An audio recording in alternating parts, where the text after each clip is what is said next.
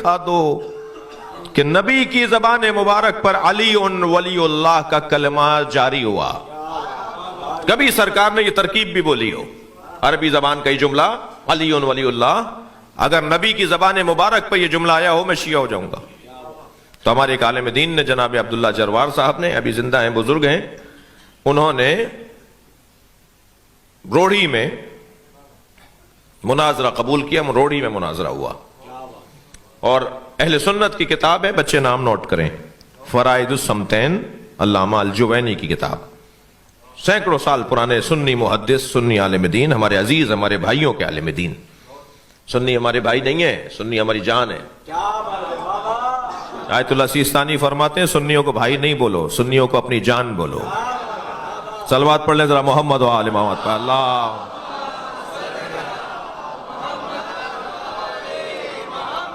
ہم اس ملک میں سنی شیعہ ہم سب ساتھ رہتے ہیں، مجلسوں میں بھی سب آتے جاتے ہیں.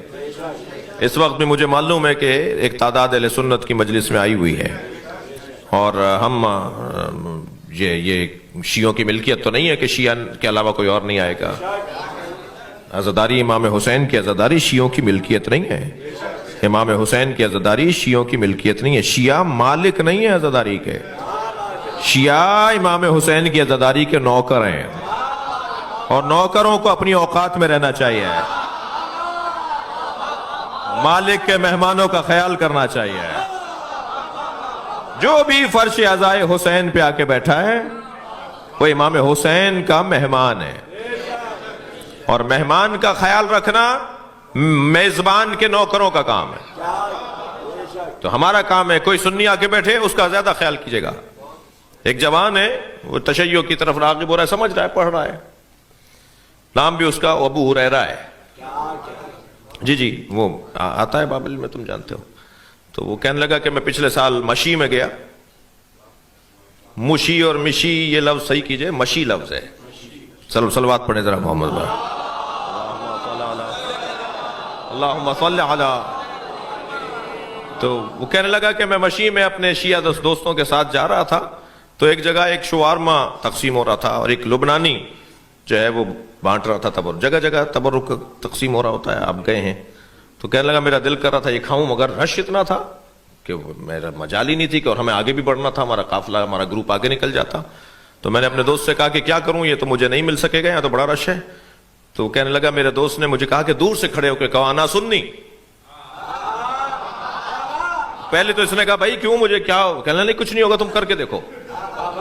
کہنے لگا دور سے ہی اس نے آواز دے کر کہا، وہ کہتا ہے میں نے آواز دے کر کہا انا سنی. تو وہ جو لبنانی جو بانٹ رہا تھا تبرک، وہ کہنے لگا وہ اس تخت پہ کھڑا ہوتا ہے کسی چبوترے پہ، کسی بلند جگہ پہ، وہاں سے وہ اتر کر آیا اور کہا پہلے تمہیں دوں گا.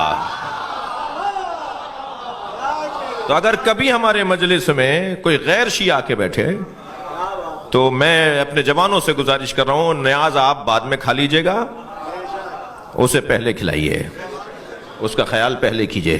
اچھا یہ کوئی کارنامہ نہیں ہے کہ خود بنائی خود کھا لی.